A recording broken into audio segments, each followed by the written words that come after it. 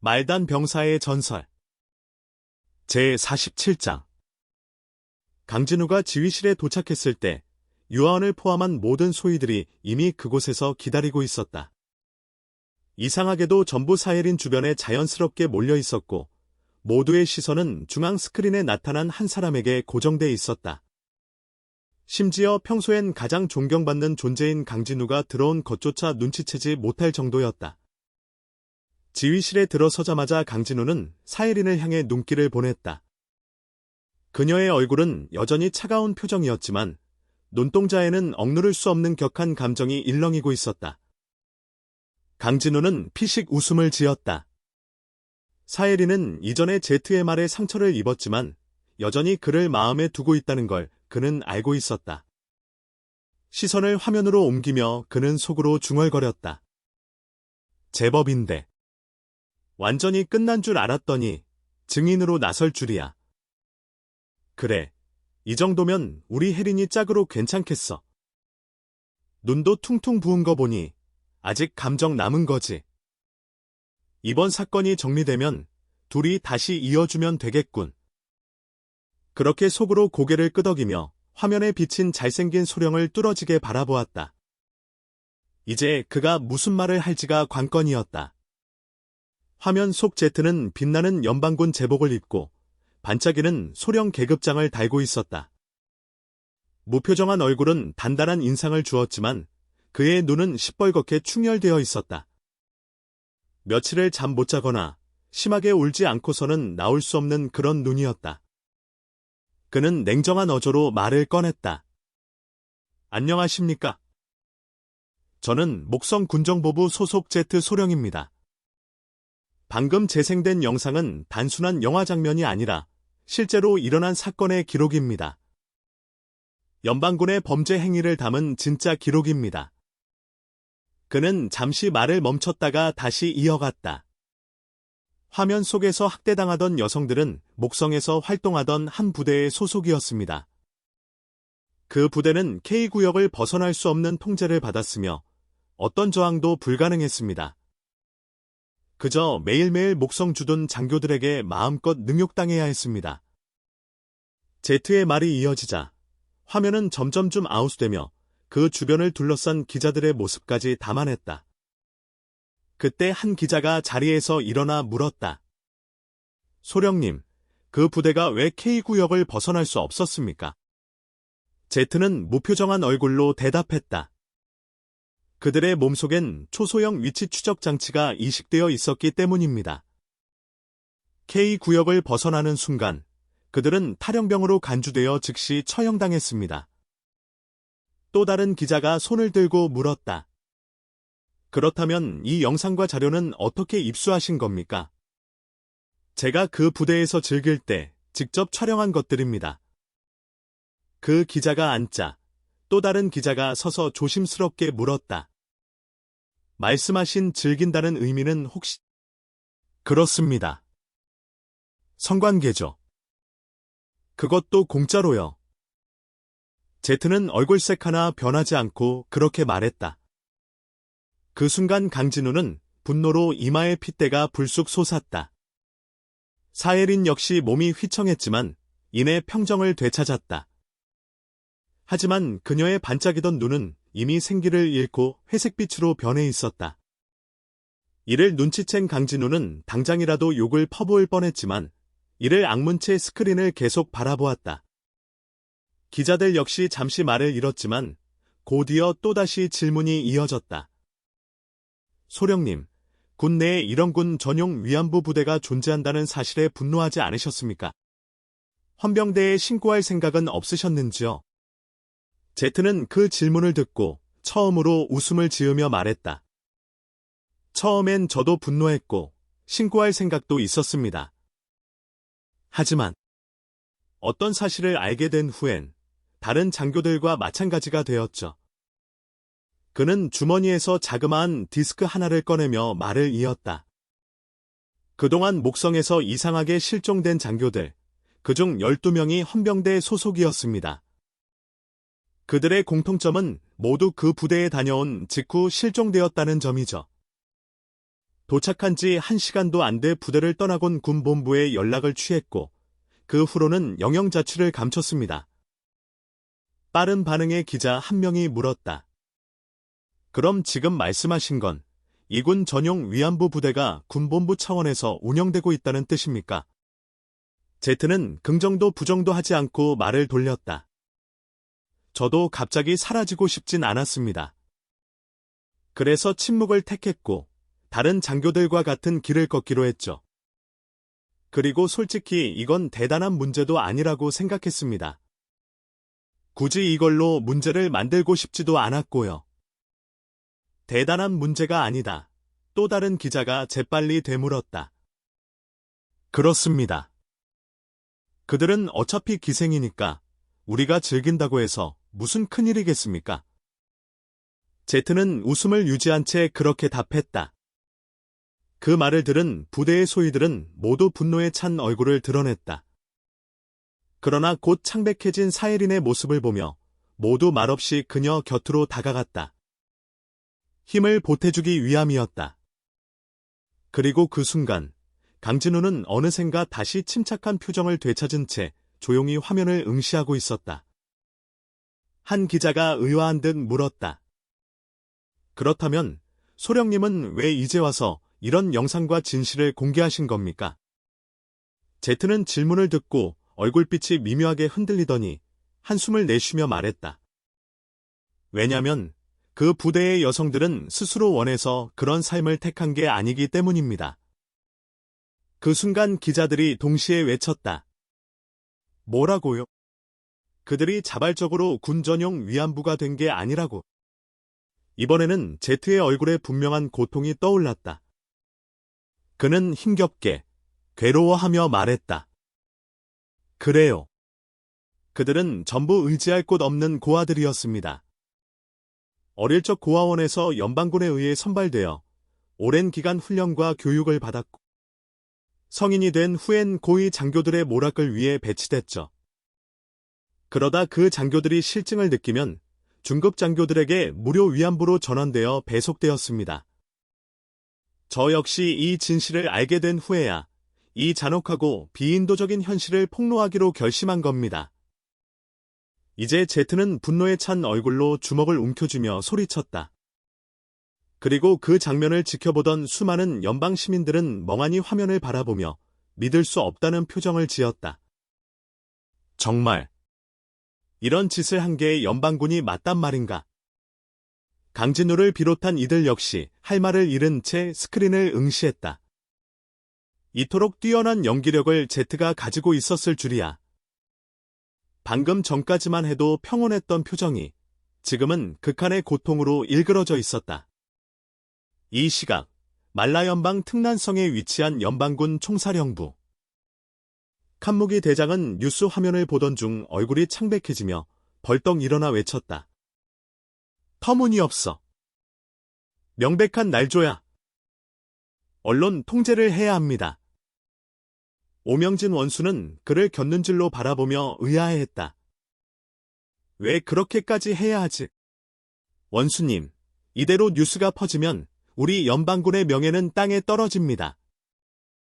칸무기는 당황하며 소리쳤다. 그럼 그 소령이 한 말이 전부 사실이라는 말이야. 오명진은 손가락으로 책상을 두드리며 천천히 말했다. 하지만 그의 시선은 칸무기가 아니라 회의실에 앉은 다른 장군들을 훑고 있었다. 그중 장지호의 홀로그램 얼굴만 아무런 반응이 없었고 나머지 장교들은 몰래 이마에 땀을 훔치고 있었다. 오명진의 질문에 칸무기의 이마엔 곧장 굵은 식은땀이 맺혔다. 그는 말문이 막힌 채 더듬거리기만 했다. 그때 화면에서 기자들의 질문이 들려왔다. 지금 말씀하신 내용이 정말로 군의 지시에 의한 것이라는 증거가 있습니까? 제트 소령은 고통스러운 표정으로 아까 그 디스크를 높이 들었다. 힘겹게 입을 열며 말했다. 증거는 전부 이 안에 있습니다. 하지만 그의 말이 끝나기도 전에 갑작스러운 폭음이 터졌다. 쾅! 순간적으로 제트의 몸이 내부에서부터 폭발했다. 눈 깜짝할 사이에 그는 산산조각이 되어 사라졌고 손에 들고 있던 디스크 역시 함께 파괴되었다. 그 광경을 지켜보던 모든 이들이 얼어붙었다. 전 은하계의 수십억 말라연방 시민들 앞에서 한 사람이 말 그대로 산산조각이 된 것이다. 하지만 모두가 충격에 휩싸인 건 아니었다. 누군가는 그 장면을 보며 박수를 치고 있었다. 남방 목리 성계, 호우수성의 어느 호화 주택. 그곳에서 소파에 누운 뚱뚱한 대머리 중년 남성은 술병을 들고 희희낙낙 웃고 있었다. 그는 바로 연방에 의해 수배 중이면서도 제왕처럼 살고 있는 옛 말라 연방 사성장군 물레이스였다. 그의 아들 강태민은 그 모습을 보고 조심스럽게 물었다.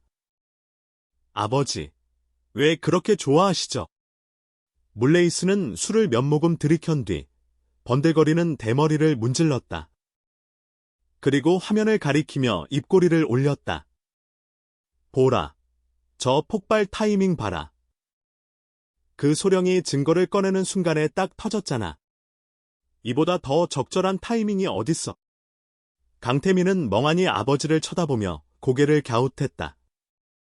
그 모습을 보자 물레이스는 한 대 쥐어받고 싶을 만큼 답답해졌다. 이런 쉬운 걸 못 알아채다니 이놈이 진짜 내 자식이 맞나? 하지만 어쩌겠는가, 아들이 하나뿐인데.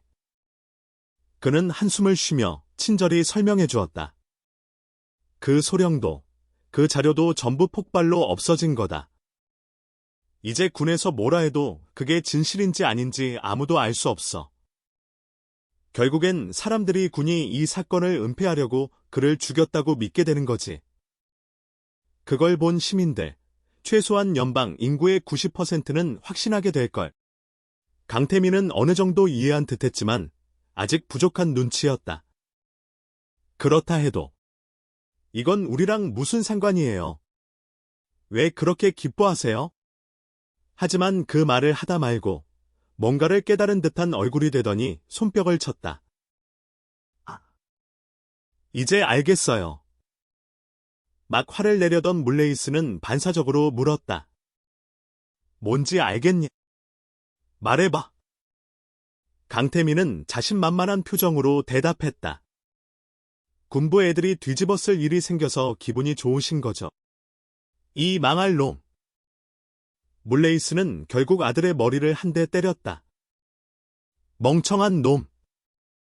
군부 애들이 욕먹는 게 뭐가 그리 좋다고. 생각 좀 해봐. 지금이야말로 연방의 명성에 금이 간 틈을 이용해 우리가 독립을 선언할 절호의 기회 아니냐. 강태민의 눈이 번쩍 뜨였다. 독립, 건국, 황제. 그리고 나는 황태자. 그는 거의 환호를 지르며 말했다. 알겠어요. 이번 군 위안부 사건을 크게 퍼뜨려서 연방 군부만이 아니라 연방정부 전체의 신뢰를 박살 내버리는 거죠. 아버지, 걱정 마세요. 제가 알아서 하겠습니다. 그렇게 말하곤 총알처럼 거실을 빠져나갔다. 물레이스는 손에 든 술병을 든 채로 아들을 멍하니 바라보다가 조심스레 대머리를 쓰다듬으며 중얼거렸다. 설마 방금 한 대 맞아서 갑자기 똑똑해진 건가? 한편 말라연방 총사령부 회의실. 제트가 증거가 있다고 밝힌 순간 모든 장군들의 얼굴은 순식간에 새하여졌다. 그러나 그의 몸이 폭발하고 디스크까지 산산조각 나는 장면이 방송되자 다시 평정심을 되찾기 시작했고 오히려 안도하는 기색마저 감돌았다. 하지만 그 안도도 오래가지 않았다. 그들은 이미 이 사건이 어떤 후폭풍을 몰고 올지 알고 있었기 때문이다. 그들 중 오직 한 사람만이 흔들림 없는 표정으로 그 광경을 지켜봤다. 바로 연방원수 오명진. 그는 제트 소령이 폭발하던 순간 장지후의 홀로그램 아바타가 화면에서 사라지는 걸 놓치지 않았다. 입꼬리를 살짝 올린 그는 속으로 생각했다. 장지후, 반응 참 빠르군. 분명 지금쯤 북방성계에 흩어져 있는 군 위안부 부대들을 은밀히 처리하라고 지시 내렸겠지. 하지만 그렇게 한다고 해서 이 사태가 군부와 무관하다고 선 긋는 게 그리 간단할까? 오명진은 그런 생각을 하면서도 회의실 안의 장군들의 눈치를 살피는 것도 잊지 않았다. 그는 칸무기가 몰래 한 장군에게 눈짓을 보내고 그 장군이 화장실을 핑계로 황급히 회의실을 빠져나가는 걸 지켜보며 미소를 지었다. 칸무기, 너 설마 내가 이 모든 걸 몰랐을 거라고 생각하나? 지금쯤 다른 성계의 위안부 부대들도 몰래 없애버릴 생각이겠지. 그리고 나중엔 목성만 그랬다고 주장하려는 거고, 총사령부는 몰랐다고 말하려는 거겠지. 하지만 안타깝게도 지금 남은 건 그 부대 하나뿐일 텐데. 칸무기는 자리를 지키고 있는 오명진을 조심스럽게 바라보았다. 그는 그 원수에게 발탁된 인물이었지만 지금껏 그의 파벌로 들어오라는 제안도 없었고, 심지어 고위 장군들이 세력을 키우는 것도 그대로 놔뒀다. 덕분에 자신 역시 안심하고 독자적인 세력을 키울 수 있었고, 지금은 이 회의실에 있는 그 누구보다 더 강력한 입지를 가졌다고 자부하고 있었다. 하지만 이 원수의 속셈만은 아직도 읽을 수 없었다. 반역을 꿈꿔본 적도 있었지만 흠집 하나 잡히지 않았고, 왠지 모르게 끔찍할 정도로 무서운 무언가를 숨기고 있는 듯했다. 연방 전체의 운명이 걸린 지금, 저 사람은 왜 저렇게 태어난 걸까? 설마 민심이 등을 돌려도 끌어내릴 수 없는 자신감이라도 있는 건가? 칸무기가 무언가 말하려던 찰나, 오명진이 먼저 입을 열었다. 기자들, 이제 뭘 하려는지 잘 지켜보게. 그 말에 회의실 안의 모든 장군들이 놀란 듯 화면으로 고개를 돌렸다. 폭발이라는 참극에도 불구하고 방송은 끊기지 않고 계속 이어졌다. 간신히 정신을 추스른 기자들은 즉시 사건을 기록하기 시작했다. 그때 누군가가 외쳤다. 강진우 대위에게 제트 소령의 발언이 사실인지 확인해보자. 그 말을 들은 기자들은 일제히 움직이기 시작했다. 군 위안부 부대를 지휘하며 장교들을 사살한 강진우. 그가야말로 이 모든 사건의 진상을 알고 있을 인물이었다. 취재를 준비하던 기자들은 즉시 통신기를 들어 본사에 연락을 취하기 시작했다. 그 장면을 지켜보던 오명진은 회의실 장군들이 동시에 자리에서 벌떡 일어나는 모습엔 전혀 관심을 두지 않았다. 그의 시선은 오히려 화면 속 미묘한 분위기에 쏠려 있었다. 기자들은 버튼을 누르는 신용만 하고 있었고, 폭발 현장을 조사하는 경찰들은 대충대충 움직이며 진심으로 조사하는 기색이 없었다. 그걸 본 오명진은 속으로 냉소를 흘렸다. 역시 그 노인네의 손길이 닿지 않은 데가 없군. 이 특별 뉴스조차도 다 그자의 각본대로란 말이지. 그 시각 말라연방 총사령부 회의실은 아수라장이 되고 있었다. 강진우를 당장 체포하라. 목성 K구역을 완전 봉쇄. 기자들 접근 못하게. 강진우에게 언론 접촉 금지령을 내려라. 장군들 사이에서 각종 명령이 난무하던 그때 비상통신이 들어왔다. 화면에 등장한 건 중령 계급장을 단 중년 장교였다. 그는 급하게 경례를 하고 헐레벌떡 말했다. 하급 장교, 목성 방위함대 지휘관입니다. 방급 목성 방위군 사령관의 부대가 그 군 위안부 부대에게 전멸당했습니다. 그 말에 회의실이 조용해지기도 전에 그는 바로 전투 영상과 함께 강진우가 언제 부대에 합류했는지까지의 자료를 화면에 띄웠다. 수천 명의 방위군이 단 한순간에 산산조각 나고 100여 구의 시신을 남긴 채 항복하는 장면?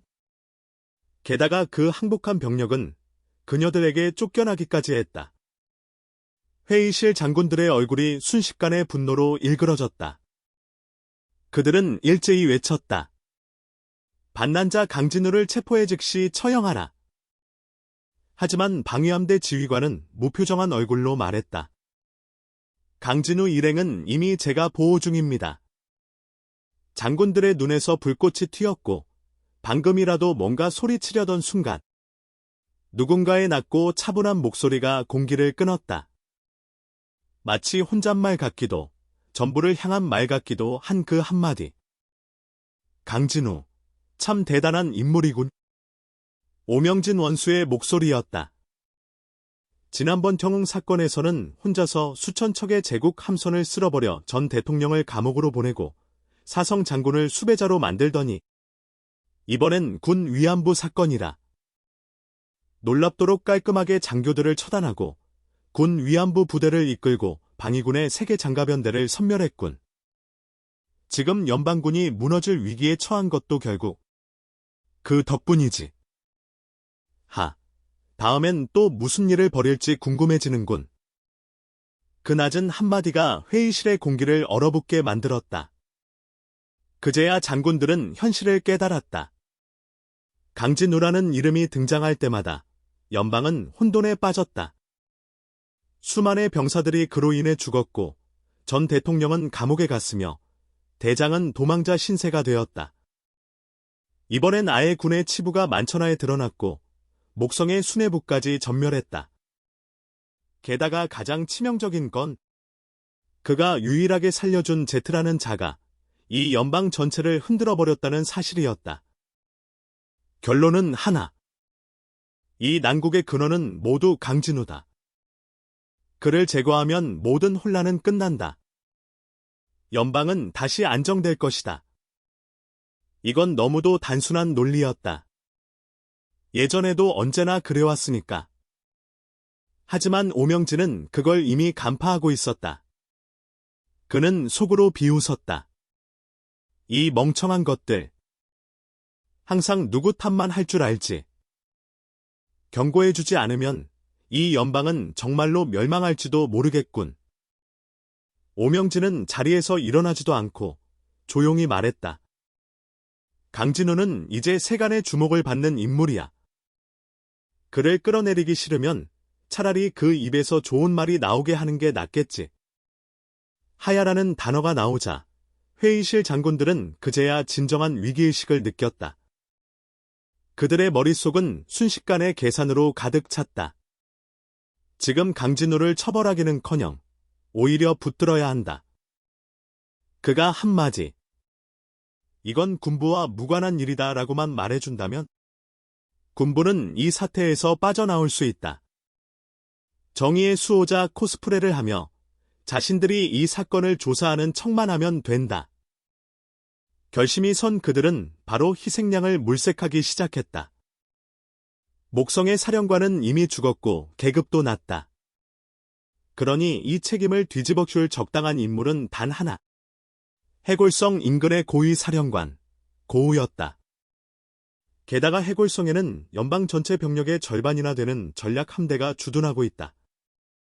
장군들의 눈빛은 욕심과 음모로 번뜩였다.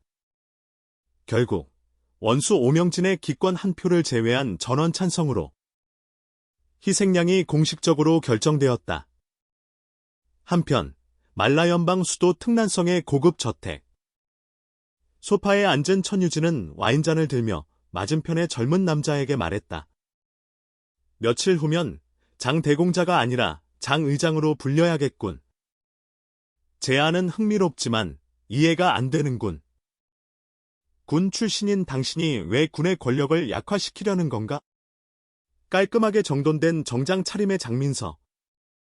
그는 미소를 지으며 한 모금 마시고는 대답했다. 하하, 연방정보부를 손에 쥐게 될 차기 대통령께서 설마 몰라서 묻는 겁니까? 천유진은 웃으며 와인잔을 흔들었다. 혹시 그 소문난 소장군 동생 때문인가? 장민서는 말없이 웃었지만 그 눈동자 속 차가운 살기가 대답보다 강렬했다. 천유진은 그 눈빛을 보고 잔잔히 고개를 끄덕였다. 장민서에게는 장룡백이라는 동생이 있다. 그는 본인은 정치판에 얼굴 한번 내밀지 않았지만 동생은 달랐다. 18살에 북방 해적지대에서 입대한 그는 불과 1년 만에 전공을 세우며 소위로 진급했고 이후엔 엘리베이터라도 탄 듯 초고속으로 승진했다. 현재 28세. 전투 경력 수백 회. 무패. 연방 최연소 소장. 외모는 준수하고 성품은 온화하며 배경도 탄탄. 북방에서는 이미 소장군이라 불리며 장군의 후계자로 추앙받고 있었다.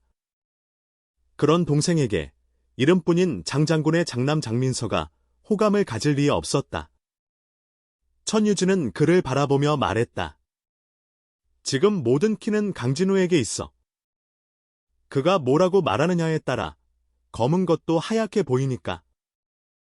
하지만 걱정되는 것. 장민서는 고개로 계속 말하라는 신호를 보냈다. 그가 이미 다른 쪽에 매수당했을 수도 있다는 거야. 만약 그가 방송에서 정부와 군부가 한통속이라고 선언해버리면 그 순간 연방은 끝장이지. 이번 군 위안부 사건, 정부는 지금도 손 놓고 있고 대통령 비리 사건 이후로 정부 신뢰도는 바닥이고 덕분에 나 같은 사람은 이미지 회복만 해도 수년이 걸려.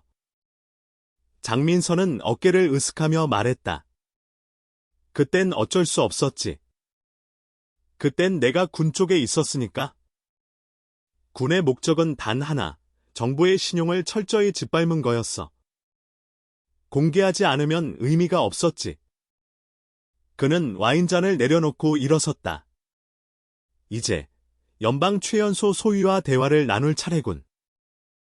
천유진도 자리에서 일어나 배웅하려는 순간 TV 화면이 바뀌었다. 특별뉴스 자막이 떴고 평소 각지의 시위 소식과 군 위안부 사건의 유명 인사평론을 다루던 뉴스가 긴급 전환되었다. 천유진은 멈칫하며 TV를 바라보다 장민서에게 말했다. 내가 취임하면 가장 먼저 할 일은 사립방송국 정비야. 지들 멋대로 뭐든 내보내니까. 이대로 놔두면 안 돼. 장민서는 고개를 끄덕였다. 사실 영웅 사건이나 이번 군 위안부 사건도 민간 방송이 퍼뜨리지만 않았어도 민심이 이렇게까지 요동치진 않았을 것이다. 하지만 그러면 여긴 민주연방이라고 할 수 있을까? 그는 그런 고민 따윈 하지 않았다. 정보만 장악하면 여론은 자신의 손아귀에 들어온다. 문제는 천유진보다 더 빨리 움직여야 한다는 것뿐. 그 순간 TV 화면에 나타난 한 인물은 장민서와 천유진 모두를 얼어붙게 만들었다. 그는 바로 연방이 수배한 전 사성장군 물레이스였다. 하지만 더 충격적인 건 그 다음이었다.